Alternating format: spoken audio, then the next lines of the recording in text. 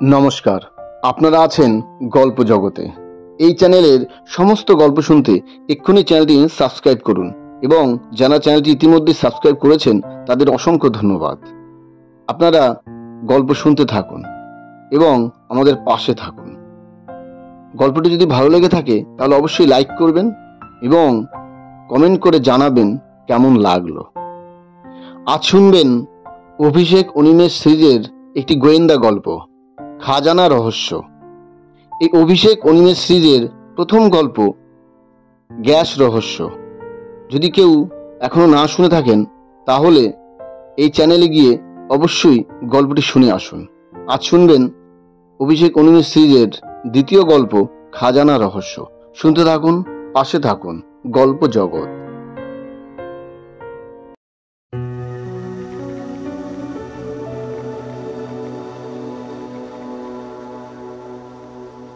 সেদিন আমি অভিষেকের বাড়ি গিয়ে দেখি ও চুপ করে বসে আছে। আমি বললাম, কি ব্যাপার, এরকম চুপ করে বসে আছো কেন?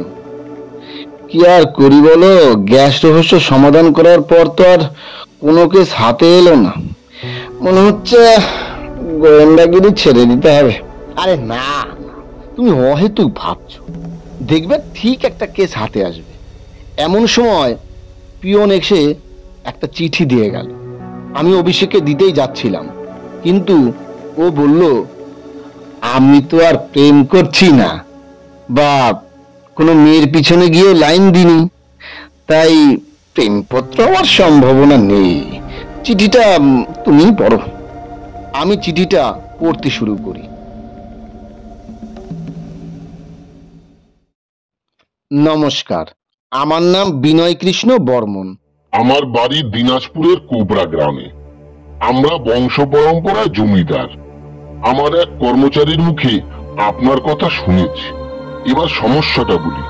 আমাদের বাড়িতে কয়েকশো মাটি দিয়ে তৈরি ঘোড়ার মূর্তি আছে।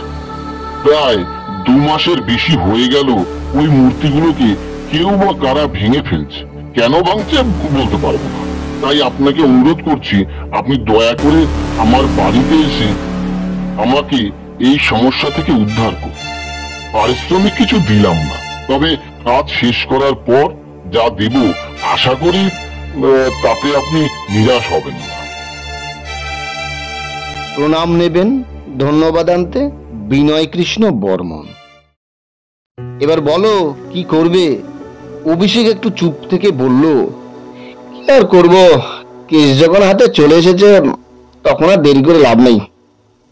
তার উপরে জমিদার বাড়িতে থাকার সুযোগ বলে কথা, এটা কি হাতছাড়া করা যায়? চলো কালই বেরিয়ে পড়ি।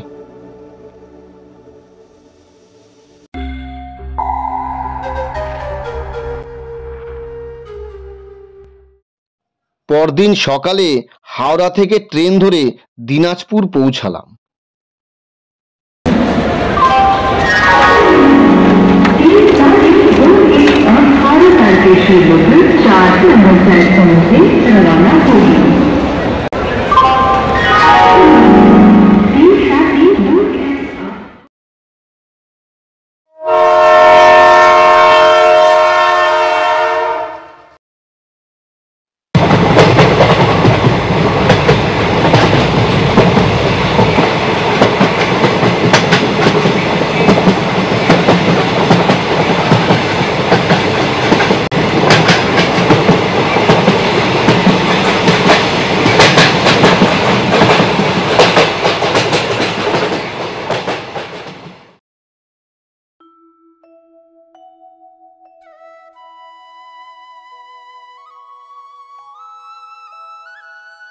যে স্টেশনে আমরা নামলাম দেখলাম লোকজন সেরকম কেউ নেই।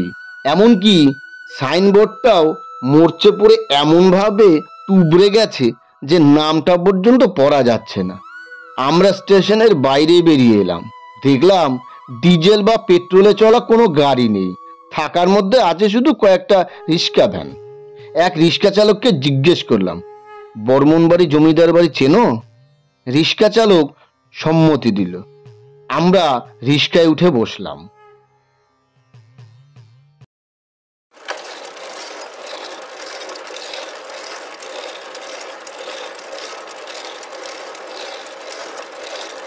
পথে যেতে যেতে প্রকৃতির অপূর্ব শোভা দেখছিলাম। চারদিকে ঘন গাছ, তাতে বসে বিভিন্ন পাখি কলরব করছে। মাঝখান দিয়ে ইট বিছানো রাস্তা, হালকা বাতাস বইছে, খুবই ভালো লাগছিল। প্রায় ঘন্টাখানেক চলার পর বর্মন জমিদার বাড়িতে পৌঁছালাম। বাড়ি দেখে তো আমি অবাক, এত বড় বাড়ি এর আগে কখনো দেখিনি। একটা বিশাল বড় গেট, দুপাশে দুটো বড় থাম, তাতে ঐতিহ্যশালী কারুকার্য করা। আমরা গেট দিয়ে বাড়ির ভিতরে প্রবেশ করলাম। দেখলাম একজন মাঝবয়সী লোক এবং তার দুপাশে আরো কয়েকজন কর্মচারী গাছের লোক দাঁড়িয়ে আছে। আমরা কাছাকাছি যেতেই হাত জোর করে বলল, নমস্কার, আমি বিনয় কৃষ্ণ বর্মন, আপনাদের বর্মন রাজবাড়িতে স্বাগত। আমরা হাসি মুখে প্রবেশ করলাম।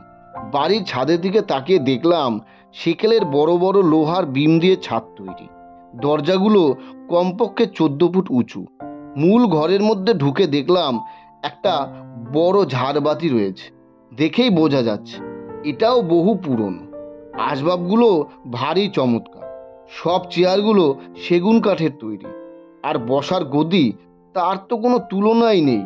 বসে মনে হলো গদিতে নয়, যেন এক টুকরো সোনপাপড়ির উপর বসে আছে, এতটাই নরম আর মসৃণ।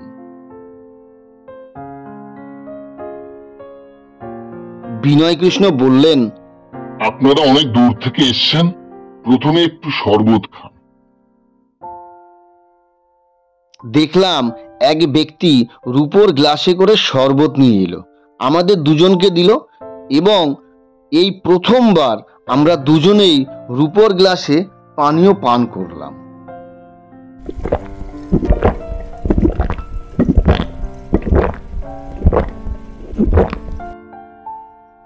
এবার শরবত দেয়া লোকটি আমাদের একটি ঘরে নিয়ে গেল আর বলল, এই ঘরের মধ্যে হাত মুখ ধোয়ার জন্য বাথরুম আছে, আপনারা হাত মুখ ধুয়ে পরিষ্কার হয়ে নেন, একটু পর আপনাদের খেতে নিচে ডেকে দেব, কেমন? আমি চলি। লোকটি চলে গেলে অভিষেক আমায় বলল, জমিদার বাড়ির আতিথ্যটা ভালো করে গ্রহণ করে নাও আজকে, কেমন?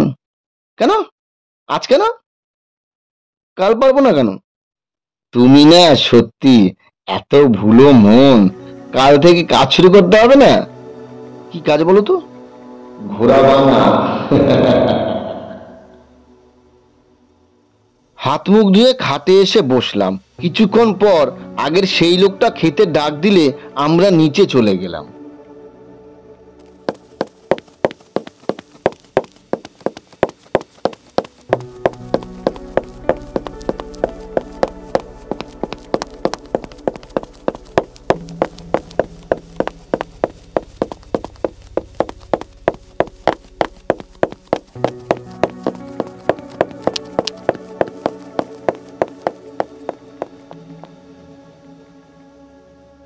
বিশাল বড় একটা ডিনার টেবিল, আর তাতে অসংখ্য কাজ করা। চেয়ারগুলো একই রকম। আমরা গিয়ে চেয়ারে বসলাম, আর খাবারের মেনু দেখে চোখ কপালে উঠল। বাঁশকাঠি চালের ভাত, সোনামুগের ডাল, কাতলা মাছের মাথা দিয়ে 4 রকম বিভিন্ন ভাজা, মাছের কালিয়া, পাঁঠার মাংস, সঙ্গে মিষ্টি দই, রসগোল্লা, আর শেষে একটা পান। খেতে খেতে বিনয় কৃষ্ণ বলল, আপনারা আগে খেয়ে বিশ্রাম করুন, বিকালে চা জলযোগের সময় পুরো বিষয়টা বিস্তারিতভাবে আপনাদের বলবো, কেমন? আমরা আর কোনো কথা বললাম না। খাওয়া শেষ করে আমাদের বরাদ্দ করা ঘরে চলে গেলাম। অভিষেক একটা সিগারেট ধরিয়ে বলল,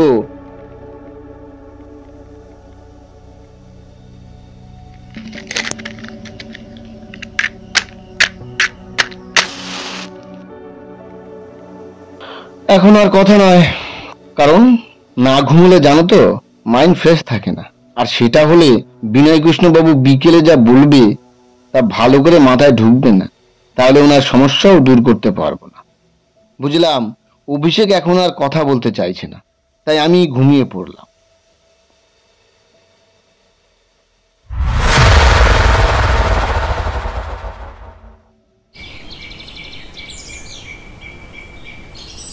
বিকেলে উঠে চায়ের টেবিলে গিয়ে বসলাম।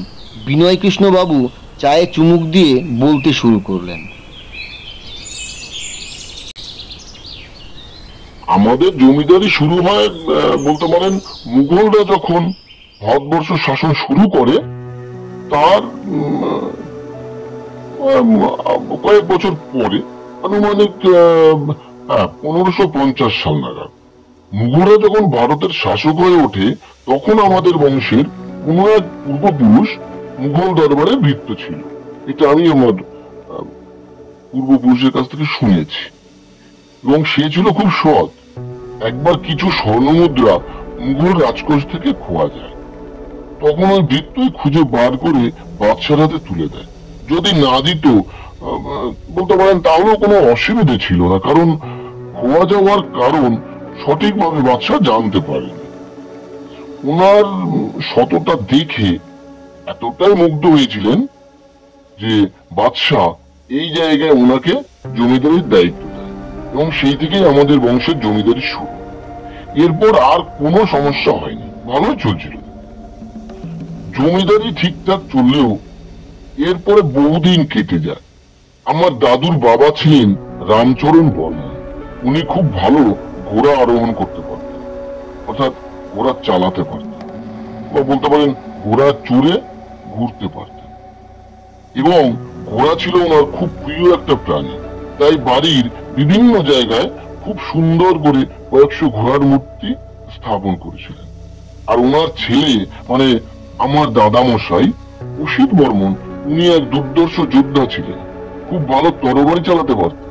তাই উনিও বাবার মতো কয়েকশো তরবারি বানিয়ে একটা ঘরে সাজিয়ে রেখেছিলেন। কাল দিনের বেলায় আপনাকে সেখানে নিয়ে যাবো, আপনি ভালোভাবে সেখানে দেখবেন। সমস্যাটা এবার আপনাকে বলি। দেখুন, চিঠিতে আপনাকে সমস্যাটা বলেছে, তবুও আরেকবার বলি। কয়েক মাস ধরে আমাদের বাড়িতে যে ঘোড়ার মূর্তিগুলো আছে সেগুলো কেউ বা কারা যেন ভেঙে দিচ্ছে, কিন্তু কেন ভাঙছে সেটা বুঝতে পারছি না। আমার জানা আমাদের কোথাও কিন্তু রাজ খাজানা, অর্থাৎ ওই বলে না যে অনেক পুরনো সম্পত্তি, সেগুলো কিন্তু লুকিয়ে রাখা নেই। জমিদারির প্রথা যাওয়ার পর যে চাষের জমি আছে সেখান থেকে অনেক ফসল আমরা চাষ করতে পারি। আর তাছাড়া আমার বাবা বেশ কয়েকটা চাল কল, তেল কল এগুলো করেছেন। আমি আর আমার ভাইপো সেগুলোই দেখাশোনা করি। আর কয়েক বছর হলো আমাদের নিজেদের পুকুরে মাছ চাষ করি, সেগুলো সদরে বিক্রি করি, সেখান থেকেও বেশ ভালো টাকা রোজগার হয়। সব মিলিয়ে জমিদারি না থাকলেও আমাদের অবস্থা এখনো জমিদারির চেয়ে কম নয়। কিন্তু আমাদের ঐতিহ্যপূর্ণ ঘোড়ার মূর্তি ভাঙার কারণটা দয়া করে খুঁজে বার করুন।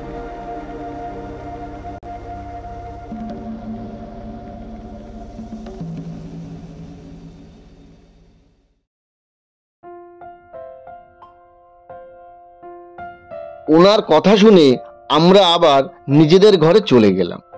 অভিষেককে বললাম, কিছু বুঝলে?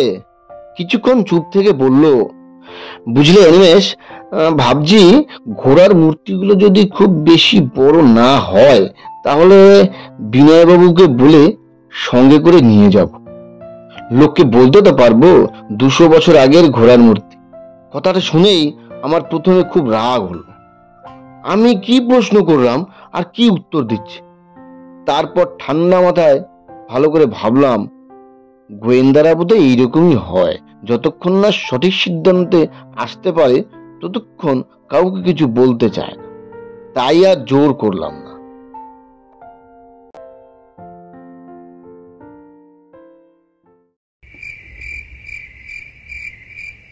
রাতেও খেয়ে দিয়ে ঘরে এসে বসেছি, দেখি অভিষেক একটা সিগারেট ধরিয়েছে।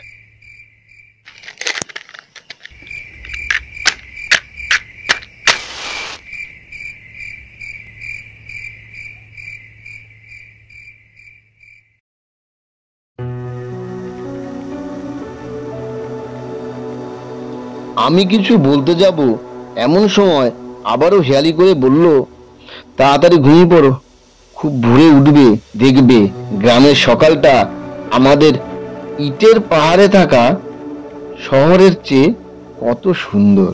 প্রকৃতি যেন এখানে কথা বলে। আমি মুখ গুমরা করে শুয়ে পড়লাম। দেখলাম অভিষেক মিটি মিটি হাসছে।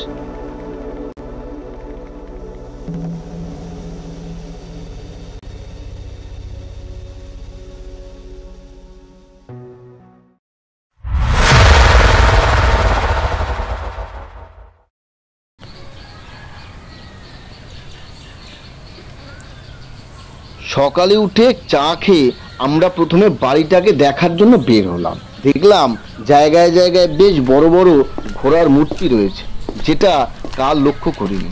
হাঁটতে হাঁটতে দেখি অনেক ঘোড়ার মূর্তি ভাঙা রয়েছে। ভালো করে লক্ষ্য করে দেখি যে মূর্তিগুলো ভাঙা সেগুলো শুধুমাত্র মাথাটা নিপুণভাবে গলা থেকে কাটা। কেউ যেন নিপুণ হাতে গলাটাকে কেটে দিয়েছে। মূর্তির ভিতরটা ফাঁকা। ধরে দেখলাম মূর্তি মাটির তৈরি, তবে বেশ মজবুত। যেমন তেমন আঘাতে এই মূর্তি ভাঙা অসম্ভব।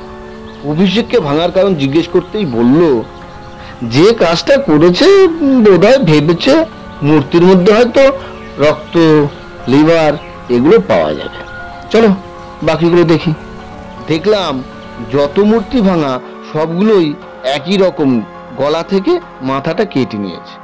এরপর আমরা তরবারি রাখার ঘরে প্রবেশ করলাম। ঘরটা বেশ বড়, এতটাই বড় যে কলকাতার কোনো ছোটখাটো একটা আস্ত বাড়ি ঢুকে যাবে। ওই ঘরে চারদিকে দেয়ালে বিভিন্ন আকৃতির তরবারি রাখা আছে। অপূর্ব কারুকাজ তাতে, কোনোটা বড়, কোনোটা ছোট, কোনোটা আবার মাঝারি। একটু দেখাশোনা করার পরে আমরা ঘর থেকে বেরিয়ে এলাম। এরপর অভিষেক বিনয়কৃষ্ণ বাবুকে বলল, আচ্ছা আপনাকে বা আপনার বাড়িতে যেসব লোক আছে তাদের না জানিয়ে বাইরে থেকে, অর্থাৎ অপরিচিত কোনো মানুষ, সে কি বাড়ির ভিতর আসতে পারবে এরকম কোনো ব্যবস্থা আছে? উনি বললেন, না, এরকম কোনো দরজা নেই। বাড়ির গেটে একজন দুজন নয়, 5 জন প্রহরী আছে। তাছাড়া বাড়ির সীমানার দেয়াল এতটাই উঁচু যে সেই দেয়ালও ভেদ করে কেউ যদি বাড়িতে ঢুকে পড়তে চায় সেটাও অসম্ভব। আর যদিও ঢুকে পড়ে তবে প্রহরী চোখ এড়াতে পারবে না। আমরা ঘরে চলে এলাম। অভিষেকে কিছু বলতেই যাব, অমনি বলে উঠল, অনিমেষ, ভাবছি ঘোড়ার মূর্তি নয়, একটা তরবারি বিনয়কৃষ্ণ বাবুকে বলে নিয়ে যাব। আরে গোয়েন্দাগিরি করি তো, বিপদের কি হাত পা আছে? নিজের কাছে তরবারিটা থাকলে তাহলে বেঁচে যাব, নিজে বেঁচে যাব, মানে কেউ যদি আমাকে আঘাত করতে আসে তাকে আমি মারতে পারবো, তাই না? তুমি কি বলো? বুঝলাম এবারও কিছু বলতে চায় না, তাই আর ঘাটালাম না। দুপুরে স্নান করে খেয়ে একটা ভাত ঘুম দিলাম, কিন্তু অভিষেককে দেখলাম ঘর থেকে বেরিয়ে গেল। ভাবলাম জিজ্ঞেস করি কোথায় যাচ্ছে। তারপর ভাবলাম ওকে জিজ্ঞেস করে লাভ নেই, আবার হেয়ালি করবে।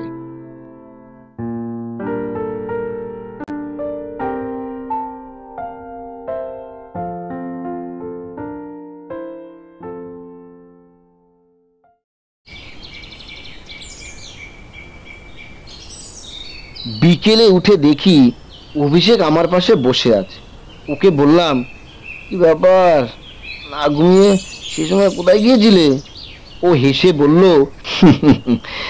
খাওয়ার পর একটু হেঁটে এলাম যাতে খাবারটা ভালো হজম হয়। এবার আমি রেগেই বললাম, একটা কথা তোমায় বলি, কেমন? কিছু মনে করো না, যদি কিছু না বলতে চাও তো বলো না, কিন্তু প্লিজ হেয়ালি করো না। ও দেখলাম একটা সিগারেট ধরিয়ে মিটি মিটি হাসি দিয়ে আমায় বলল,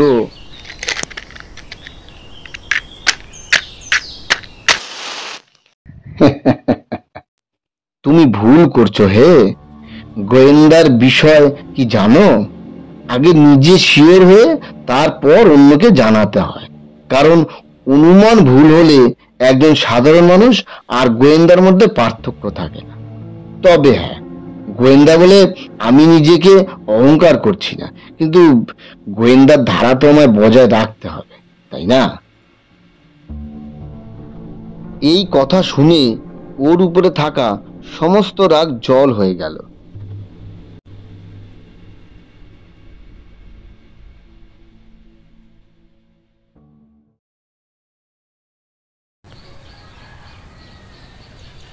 পরদিন সকালে অভিষেক বলল, অনিমেষ চলো বিনয় কৃষ্ণ বাবুর ভাইপোর সঙ্গে একবার দেখা করে আসি। আমি বুঝতে পারলাম না মূর্তি ভাঙার সাথে বিনয় কৃষ্ণ বাবুর ভাইপোর সাথে দেখা করার কি সম্পর্ক। তবুও আমি অভিষেকের সাথে গেলাম।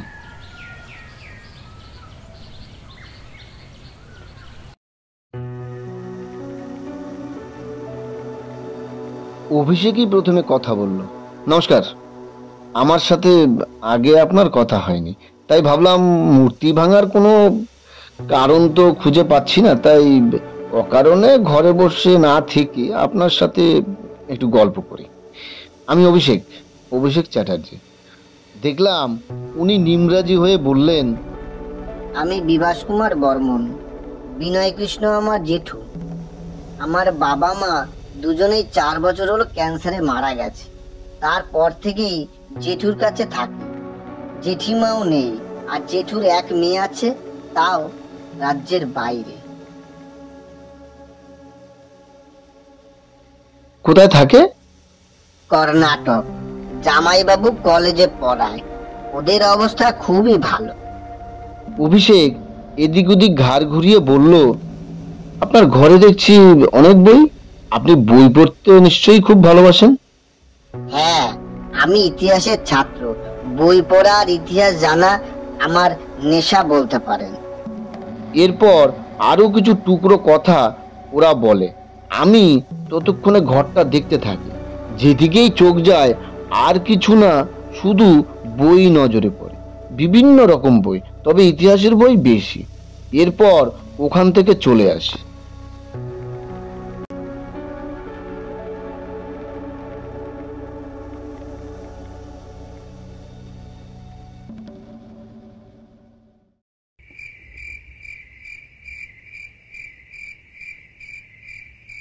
রাতের খাবার শেষ করে আমরা চলেই যাব, এমন সময় বিনয়কৃষ্ণ বাবুকে অভিষেক জিজ্ঞাসা করলেন, আচ্ছা একটা কথা জিজ্ঞেস করছি, আপনার কথা অনুযায়ী আপনাদের পরিবার সেই মুঘলদের আমল থেকে জমিদারি করছে, তাই তো?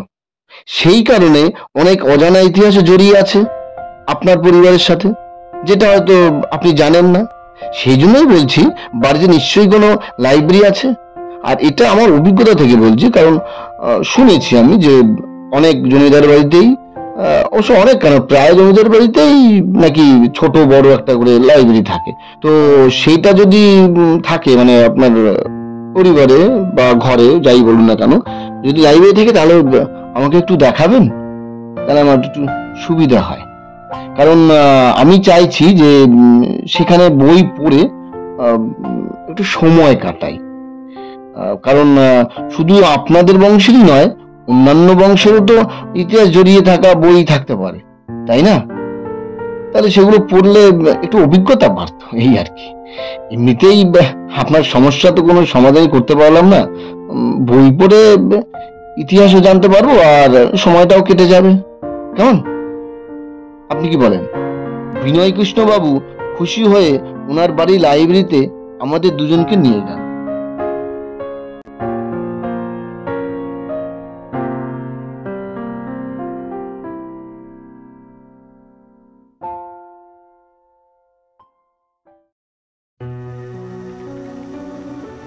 দেখলাম লাইব্রেরির দরজা খোলা। ওনাকে কারণ জিজ্ঞেস করতে উনি বললেন, আমার ভাইপোর খুব বইয়ের নেশা। ও বোধহয় কোনো বই নিতে এসে ভুল করে দরজা বন্ধ না করেই চলে গেছে। আমরা ভিতরে ঢুকলাম।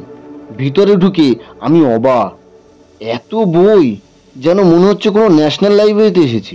উনি আমাদের ঘরে ঢুকিয়ে বললেন, আপনারা বই পড়ুন যতক্ষণ খুশি, কেমন? কেউ আপনাদের অসুবিধা করবে না। অনেক রাত হয়েছে, আমি গিয়ে শুয়ে পড়ি। শুভরাত্রি। বিনয় কৃষ্ণবাবু চলে যাওয়ার পর আমি বললাম, তোমার ব্যাপারটা কি বলো তো? হঠাৎ এই রাতের বেলা না ঘুমিয়ে সারা রাত বই পড়বে? অভিষেক একটু হেসে বলল, বন্ধ রাত এমন একটা সময় যখন ভালো মন্দ মিলেমিশে একাকার হয়ে যায়, আর বই তা পড়লে মুখস্থ হয়ে যায়, খুব ভালো। তুমি যাও, শুয়ে পড়ো, আমি একটু লেখাপড়ায় মনোনিবেশ করি। ওর হেয়ালি শুনে একটা কথাই ভাবলাম, বর্মন রাজবাড়িতে আসার পর থেকে এত হেয়ালি আমার সাথে করছে যে শেষে আমি না আবার হেয়ালি হয়ে যাই। তাই আর কথা না বাড়িয়ে সোজা নিজের ঘরে এসে শুয়ে পড়লাম।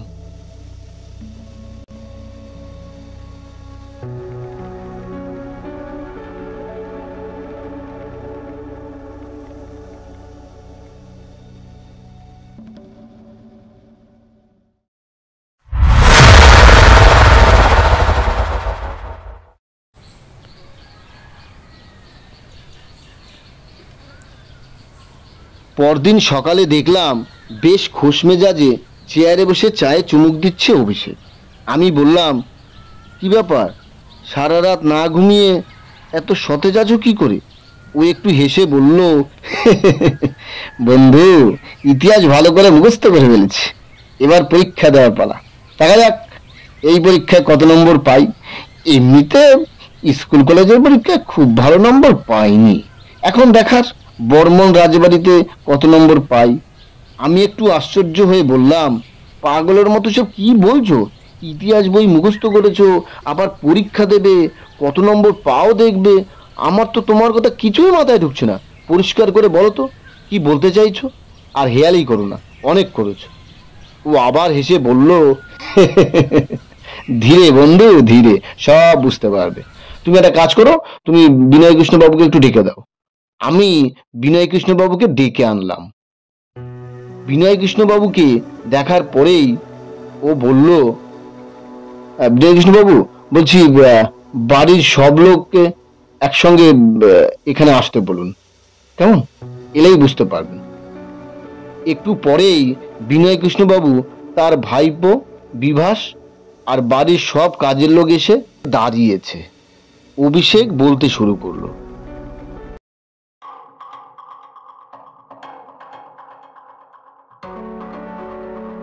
বিনয় কৃষ্ণ বাবু, এখন আমি যা বলবো সেটা মন দিয়ে শুনুন, তাহলে পুরো বিষয়টা আপনার কাছে পরিষ্কার হয়ে যাবে। আপনাদের ঐতিহ্যপূর্ণ ঘোড়ার মূর্তিগুলো যে ভাঙার কথা বলছেন, সেগুলো অন্য কোনো লোক ভাঙেনি, বা বলতে পারেন বাইরের কোনো লোক এসে ভাঙেনি, ভেঙেছে আপনার নিজের একমাত্র ভাইপো বিভাস বাবু। অমনি দেখলাম বিভাস বাবু মাথা গরম করে চেঁচিয়ে উঠে বললেন,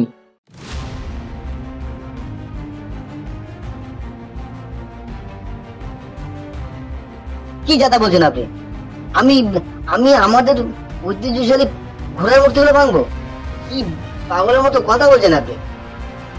অমনি অভিষেক বলল, রিল্যাক্স, আপনি এত উত্তেজিত হবেন না, আমি এখনো কথা শেষ করিনি। আমি আগে পুরো কথা শেষ করি, তারপর না হয় কিছু বলবেন। এখন আপনার চুপ করে থাকাটাই ভালো, তাতে আপনার পক্ষে মঙ্গলজনক, কেমন?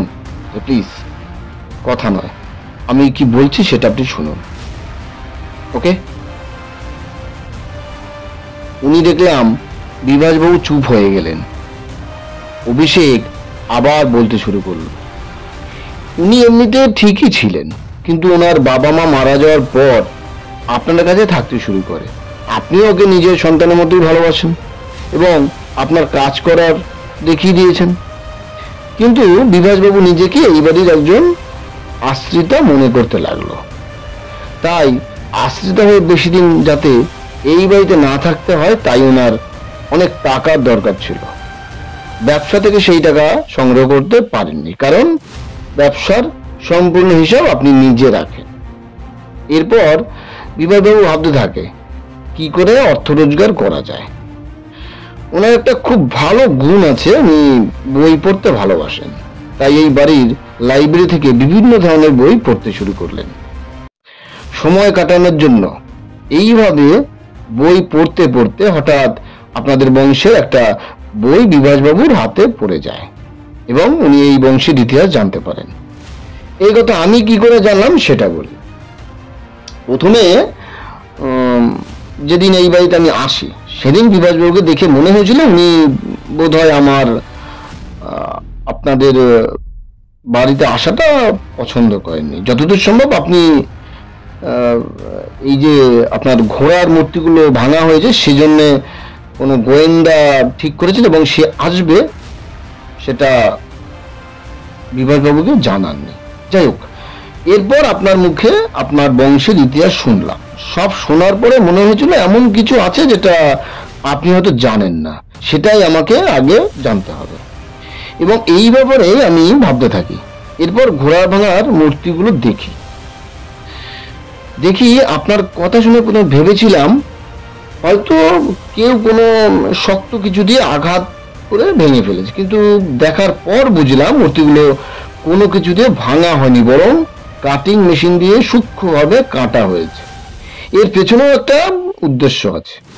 বিভাসবাবু যেহেতু অপরাধী তাই বলতে বাধা নেই। উনি প্রথমে ভালো করে দেখে বুঝতে পেরেছিল মূর্তিগুলো দেখে মাটির মনে হলো, আদপে কিন্তু তা নয়। কিছু পাথর গুঁড়ো আর কিছু নিম্নমানের ধাতব গুঁড়ো দিয়ে তৈরি, যাতে বহুদিন মূর্তিগুলো স্থায়ী হয়। মূর্তিগুলো কাটা দেখেই আমি বুঝতে পেরেছিলাম এটা ঠান্ডা মাথার কাজ। তাই আপনাকে বলেছিলাম আপনার বাড়িতে বাইরে থেকে লোক ঢুকতে পারে কিনা, এরকম কোনো দরজা বা কোনো পথ আছে কিনা। যখনই আপনি না বললেন তখনই বুঝতে পেরেছিলাম যে তার মানে অপরাধী বাইরের নয়, আপনার ঘরেই আছে। তাই সেদিন ইচ্ছে করে বিভাসবাবুর ঘরে যাই এবং গল্প করার নাম করে ঘরটা ভালো করে দেখি। তখনই দেখতে পাই সারি সারি বইয়ের ফাঁকে একটা কাটিং মেশিন রাখা রয়েছে। তার সাথে আরো একটা জিনিস লক্ষ্য করি, সেটা হলো অনেকগুলো বইয়ের মধ্যে বর্মন বংশের ইতিহাস নামে একটা বই দেখতে পাই। তখনই আমার সন্দেহটা জোরালো হয়। আমি বইটাকে ভালো করে দেখি, বইটাতে লেখা আছে প্রথম ভাগ। তখনই আমি বুঝতে পারি যে প্রথম ভাগ যখন আছে তখন দ্বিতীয় ভাগও থাকবে। তাই আপনাকে লাইব্রেরির কথা জিজ্ঞেস করি, কারণ আমি জানতাম প্রত্যেক জমিদার বাড়িতে ছোট বড় লাইব্রেরি থাকে, যেটা আমি আপনাকে প্রথমেই বলেছিলাম। আমার দরকার ছিল বর্মন বংশের দ্বিতীয় ভাগ, মানে আপনাদের বংশের দ্বিতীয় ভাগ জানার। আমি নিশ্চিত ছিলাম যে লাইব্রেরি আপনার বাড়িতে আছেই, তা না হলে বিভাসবাবু কোনোভাবেই এই বই সংগ্রহ করতে পারতেন না। আপনার নিশ্চয়ই মনে আছে আমরা যখন লাইব্রেরিতে গিয়েছিলাম তখন দরজাটা খোলা ছিল, আর আপনাকে জিজ্ঞেস করতে আপনি বলেছিলেন আমার ভাইপো বোধহয় ভুল করে খুলে রেখে গেছে। আপনার অনুমানই সঠিক। আমি যে আপনাকে লাইব্রেরির কথা বলেছি সেটা বিভাসবাবু আড়ালে বসে শুনেছিলেন, আর উনি বুঝতে পেরেছিলেন যে আমি দ্বিতীয় ভাগটা খোঁজার জন্যই লাইব্রেরি কথা জানতে চাইছি। তাই দেরি না করে উনি লাইব্রেরি দিকে খুঁজতে শুরু করেন, কিন্তু পাওয়ার আগেই আমাদের যেতে দেখে উনি দরজা না লাগিয়ে চলে যান। আমি লাইব্রেরিতে ঢুকে বই খোঁজার চেষ্টা করি, অর্থাৎ আমি কিন্তু এটাই বুঝতে পেরেছিলাম যে কোথাও না কোথাও দ্বিতীয় ভাগ আছে। সেটা আমি খুঁজছিলাম, কিন্তু কোনোভাবেই কোথাও কিছু খুঁজে পেলাম না। নিরাশ হয়ে বসে রইলাম। তখন হঠাৎ আমার একটা চোখে পড়লো ছোট্ট একটা খাতা, অর্থাৎ এখনকার সময় ডায়েরিও বলতে পারেন, তবে সেটা কিন্তু খুব পুরনো। আমি তখন ভাবলাম যে এত বইয়ের মধ্যে হঠাৎ একটা ডায়েরি কেন থাকবে। তো আমি ভালো করে যখন ডায়েরিটা দেখতে গেছি তখন দেখি ওখানে লেখা আছে দ্বিতীয় ভাগ। তো আমি তখন ভেবে নিয়েছি যে হ্যাঁ, দ্বিতীয় ভাগ তাহলে এটাই। ডায়েরিটা খুলে আমি অবাক হয়ে যাই, ডায়েরিতে কিছুই লেখা ছিল না, শুধুমাত্র একটা ধাঁধা লেখা ছিল। এবার কি ধাঁধা লেখা ছিল সেটা বলি। অসিত বর্মন অসি চালায় রামাচরণ অশ্ব, এর মধ্যেই লুকিয়ে আছে রাজ খাজানার ভাণ্ড। এই লেখাটা পড়ার পরে আমি একটু চিন্তায় পড়ে যাই যে এক্স্যাক্টলি এই লেখাটা লিখে বা যে লিখেছে কি বোঝাতে চাইছে বা কেন এই লাইনগুলো লিখেছে। তারপরে আমার চিন্তা ভাবনা থেকে আমি এটাই বার করলাম। তো কি বার করছি সেটা বলি। এবার ধাঁধার ব্যাপারটা বলি, ভালো করে শুনুন। দেখুন, প্রথমত বাবা কখনো ছেলের ইতিহাস লেখে না, বরং ছেলে তার বাবা দাদুর ইতিহাস লেখে। এর কারণ ছেলে জানতে পারে তার বাবা দাদু বা বংশের আগে, মানে তার আগে যারা ছিল তারা কে কি করেছে, কিন্তু দাদু বা বাবার পক্ষে কখনোই জানা সম্ভব নয় যে নাতি বা ছেলে কি করবে বা কি করেছে। তো এবারে বলি, অসিত বর্মন যে এই ধাঁধাটা লিখেছেন সেটা আমি কি করে বুঝলাম। দেখুন, আপনার কথা অনুযায়ী আপনার দাদুর নাম অসিত বর্মন এবং অসিত বর্মনের বাবা হচ্ছেন রামচরণ বর্মন। তো রামচরণ বর্মন কি করেছেন সেটা অসিত বর্মনই লিখতে পারবেন, প্রথম কথা। দ্বিতীয় কথা হচ্ছে, যদি কোনো কিছু থেকে থাকে বা বলতে পারেন কোনো সম্পত্তি বা কোনো যাই থাকুক না কেন, সেটা কিন্তু অসিত বর্মনের হাতে তুলে দেবেন রামচরণ বর্মন। তো এইটা আমি ভাবলাম এবং ভেবে আমার মাথায় একটা জিনিস এলো যে উনি অনেকগুলো তরোয়াল বা তরবারি যাই বলা হয় না কেন, সেটা উনি অনেকগুলো বানিয়ে রেখেছেন। যদি কিছু গন্ডগোল থেকে থাকে তাহলে ওখানেই আছে। তাই আমি ওই দিনই রাতের বেলা ছুটে গেলাম আপনার সেই তরবারির কাছে। সে তরবারির ঘরে ঢুকেই আমি ভালো করে তরবারিগুলো দেখছিলাম।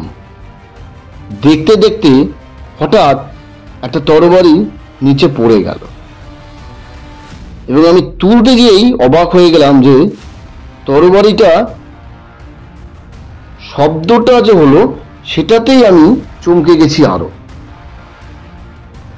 কারণ লোহার বস্তু মাটিতে পড়লে যেরকম শব্দ হয় ঠিক সেরকম শব্দ হলো না। তাই পড়ে যাওয়া তরবারি তুলে দেয়ালে ঘষা দিই, আর তখনই আমার কাছে সবটা পরিষ্কার হয়ে যায়। কারণ দেয়ালে ঘষা দেওয়ার সাথে সাথেই সোনার উপর মিশ্রণও বেরিয়ে পড়ে। যাই হোক, এবার এই তরবারি দেখে আমার যেটা মনে হলো আমি সেই অনুমানটাই আপনাদের আরেকবার বলি। রামচরণ বর্মন যখন রাজত্ব শুরু করেছিলেন তখন থেকে ব্রিটিশ অর্থাৎ ইংরেজদের শাসন শুরু হয়। রামচরণ একজন দুর্ধর্ষ যোদ্ধার সাথে সাথে একজন প্রজাবৎসল রাজা ছিলেন। তিনি ছিলেন স্বাধীনচেতা আর ইংরেজদের ঘোর বিরোধী। তাই যখনই ইংরেজ সরকার রামচরণের কাছে খাজনা চাইতেন তখনই তিনি ইংরেজ সৈনিকদের সাথে যুদ্ধে লিপ্ত হয়ে যেতেন। রামচরণের সঙ্গ দিতে তার অগণিত গ্রামবাসীরা যোগদান করত তার সৈনিক দলে। এইভাবে প্রতিবারই ইংরেজ সৈনিকরা রামচরণের কাছে পরাজিত হতেন। রামচরণ তার জীবিত অবস্থায় ইংরেজ সরকারের কাছে 1 টাকাও খাজনা দেননি। ফলে আপনাদের বংশ ইংরেজ সরকারের কাছে অনেক দেনা হয়ে যায়। রামচরণের মৃত্যুর পর জমিদারি পায় তার একমাত্র ছেলে অসিত বর্মন। অসিত বর্মন যখন জমিদারিতে বসেন তখন দিনকাল অনেকটাই বদলে যায়, মানুষের মনও পরিবর্তন হয়ে যায়। আর এই সুযোগটাই কাজে লাগায় ইংরেজ সরকার। গ্রামের সহজ সরল মানুষকে টাকার লোভ দেখিয়ে ইংরেজ সৈনিকদের সাথে জমিদারের বিরুদ্ধে যুদ্ধ করার পরামর্শ দেয় এবং তারা সেই মতো ইংরেজ সৈনিকদের সাথে যুদ্ধও করে। এর থেকে সাধারণভাবেই অসিত বর্মন হেরে যায় এবং পরাজিত হয়ে গেলে ইংরেজ সরকার তাকে 1 মাস সময় দেয়। এই সময়ের মধ্যে সে যেন সমস্ত সরকারের টাকা কোষাগারে জমা করে দেয়, নতুবা তাকে বন্দী করে হত্যা করা হবে। অসিত বর্মন খুব বুদ্ধিমান ছিলেন, তাই মনে মনে ভাবলেন এমন কিছু করতে হবে যাতে ইংরেজ কোনোভাবেই খাজনা আদায় করতে না পারে।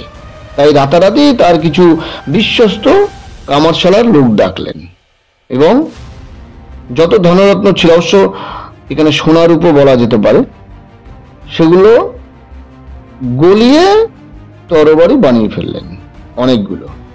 এবং আরেকটা বিশেষত কাজ করলেন, সেটা হচ্ছে সোনার উপর তরবারির উপরে লোহার প্রলেপ দিয়ে দিলেন যাতে সাধারণ চোখে মনে হয় যে এই তরবারিগুলো লোহার, এবং এগুলো আস্তে আস্তে সাজিয়ে রাখলেন। তিনি বুঝতে পেরেছিলেন যে খাজনা না পেয়ে ইংরেজ সরকার তাকে অবশ্যই হত্যা করবে। তার ধারণাই সঠিক। ইংরেজ সরকার সময় মতো অসিত বর্মনের কাছে লোক পাঠিয়ে দেয় এবং তারা প্রথমে অসিত বর্মনকে খাজনার কথা বলে অসিত বর্মন দিতে অস্বীকার করে এবং রাজকোষে গিয়ে দেখে কিছু নেই। কিচ্ছু না পেয়ে ইংরেজ সরকারের কথা মতো সৈনিকরা অসিত বর্মনকে হত্যা করে ফেলে এটা এই অনুমানটা উনি করতে পেরেছিলেন বলে একটা ধাঁধার মতো বানিয়েছিলেন। অ্যাকচুয়ালি এটা কোনো ধাঁধা নয়, অ্যাকচুয়ালি এটা কোনো ধাঁধাই নয়। প্রথম গল্পটা লেখা হয় রামচরণ, অর্থাৎ রামচরণ এটা লেখেন, কিন্তু পরের যে ধাঁধাটা তার বাবার অনুসরণ করেই উনি পরের বিষয়টা লিখে ফেলেন, যেটাকে আমরা ধাঁধা বলছি। আর এই ধাঁধাটা এই জন্যই করেন যাতে বংশের উত্তরসূরিরা যে কোনো একজন এই ধাঁধা বা লাইন, অবশ্যই ধাঁধা বলাটাই ভুল, এই লাইনটা পড়ে বুঝতে পেরে আপনার এই বিপুল পরিমাণ সম্পত্তি উদ্ধার করতে পারে। এবারে আরেকটা কথা বলি, এই যে লাইনগুলো লেখা আছে ভালো করে খেয়াল করবেন। অসিত বর্মন খুব বুদ্ধিমান ছিলেন, সেটার পরিচয় দিয়েছেন। অসিত বর্মন নিজে তার নামটা উপরে অর্থাৎ প্রথমে রেখেছেন, বাবার নামটা দ্বিতীয়। সাধারণভাবেই যদি কেউ এই বিষয়টা দেখে তাহলে মনে হবে যে যেহেতু অসিত বর্মনের নাম উপরে বা প্রথমে, তাহলে অসিত বর্মন বড়, আর রামচরণ যেহেতু পরে তাই তিনি ছোট, অর্থাৎ অসিত বর্মনের ছেলে তিনি হবেন। কিন্তু তা কিন্তু বাস্তবে নয়, অসিত বর্মনের বাবা রামচরণ। আরেকটা কাজ তিনি করলেন যেটা খুবই বুদ্ধিমানের কাজ, সেটা হচ্ছে রামচরণের নামটা রামা করে দিলেন।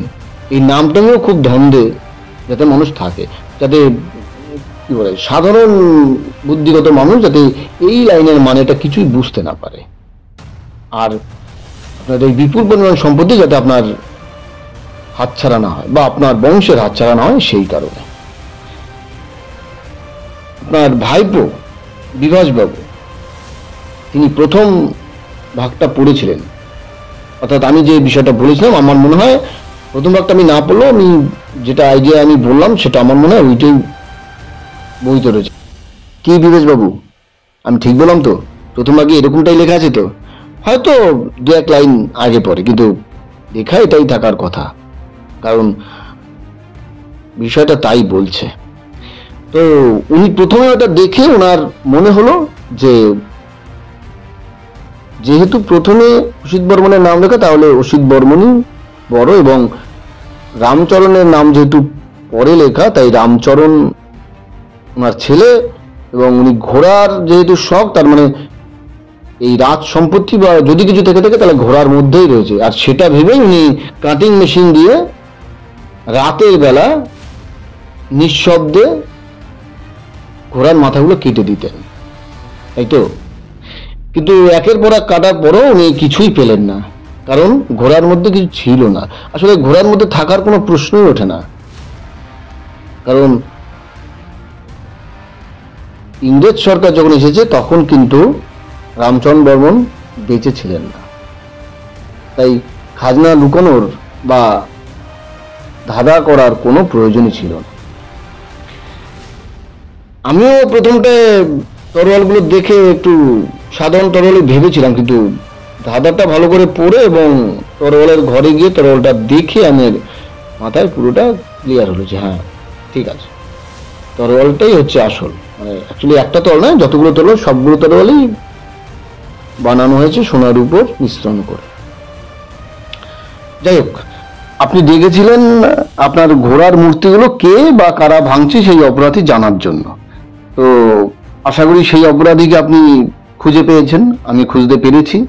আর তার সাথে সাথে আপনার অজানা, অর্থাৎ আপনি যেটা জানতেন না যে আপনার পূর্বপুরুষ বিপুল পরিমাণ সম্পত্তি রেখে গেছে আপনাদের পরবর্তী প্রজন্মের জন্য, সেটাও আশা করি আপনি জানতে পেরেছেন।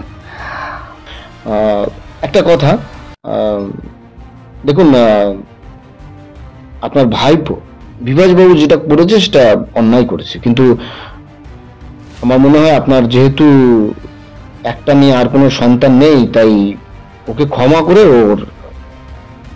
ওকে আবার আগের মতো মানে স্নেহ করা আপনার দরকার।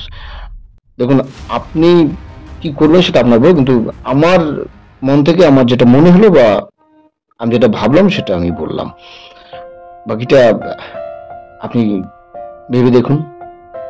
আমরা বিকেলবেলায় রওনা করলাম বাড়ি, এবং আসার সময় বিনয় কৃষ্ণবাবু অভিষেককে একটা মস্ত বড় তরোয়াল দিল। আজও সেই তরোয়ালটা অভিষেকের ঘরে রাখা আছে। সুন্দর কারুকার্য এবং দেখে বোঝাই যায় এটা রাজ তরোয়াল।